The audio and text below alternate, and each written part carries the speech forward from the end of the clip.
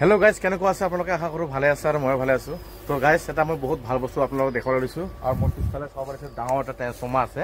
আৰু এইটো ট্ৰেন্সফৰ্মাৰ ক'ব গ'লে 1977 হয় না, 1977 মানে তেতিয়ালৈকে মোৰ জন্মই হোৱা নাই ক'ব গ'লে। তো মোৰ জন্মৰ আগত ট্ৰেন্সফৰ্মাৰ হয়। বস্তুটো মই দেখাই দিছোঁ, এইটো হয় ট্ৰেন্সফৰ্মাৰটো চাওক, মই ঘূৰাই দেখাই দিছোঁ।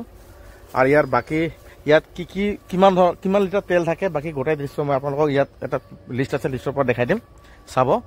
এইটো চাওক, এইটো হৈছে ৰেডিঅ'টাৰ, বুম ৰেডিঅ'টাৰ। এইটো দি ঠাণ্ডা হৈ থাকে, মানে যিমান ভল্টেজ আহে ইয়াত ভল্টেজটো কণ্ট্ৰল কৰি ৰাখে, ঠাণ্ডা কৰি ৰাখে।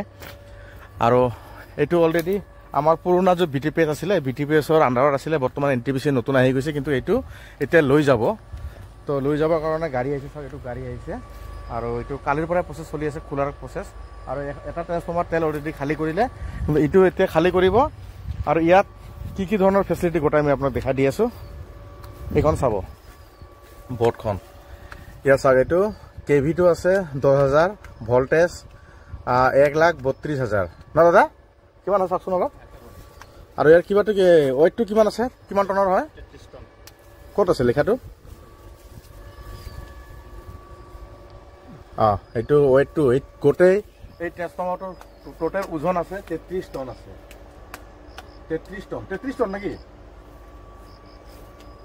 নাই কি এটা টন নাকি? টোটেল ৱেইট না, টোটেল ৱেইট 33 টন আছে। আৰু বাকী ইয়াৰ চাওক, ইয়াৰ মেনুফেকচাৰিংটো আছে আপোনাৰ 1977। বাকী আপোনালোকে পঢ়ি ল'ব, মই দেখাই দিছোঁ ভালকৈ। ইয়াৰ চাওক,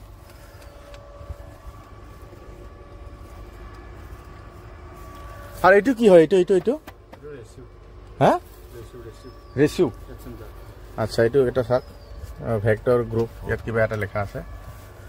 তো আৰু এটা আছে ট্ৰেন্সফৰ্মাৰ, এইফালে মই দেখাই দিছোঁ। এইটো চাওক, এইটো অলৰেডি তেল ওলাই গৈছে, এনেকৈ পাইপ লগাই তেল খালী কৰিলে। এইটো চাওক, এইটো একচুৱেলি গাইজ, এইটো ছেম কণ্ডিশ্যনৰ ট্ৰেন্সফৰ্মাৰ, দুটাই একেই হয়। ইয়াৰো চাগে এটা আছে, মই দেখাই দিছোঁ। এইটো চাওক, একেই ছেম ইয়াৰ ৱেইট চব একেই আছে, চাওক মই দেখাই দিছোঁ। এইটো চাওক।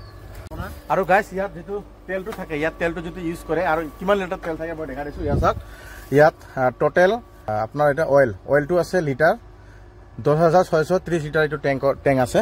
তো গতিকে ইয়াৰ টোটেল ৱেইটটো মই কৈ দিলোঁ 33 টন 600 আছে। তো গতিকে বহুত ভাৰী মাল হয়।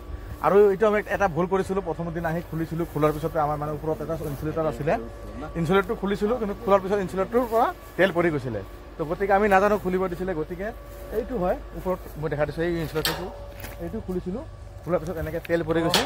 এইটো মানে ক'ব গ'লে মোৰ ইমান বয়স হোৱা নাই, মোৰ 36 চলি আছে। ইয়াৰ বয়স ক'ব গ'লে আপোনালোকৰ 1977, মানে 1977 আপুনি হিচাপ কৰি চাব কিমান বছৰ হয় এইটো।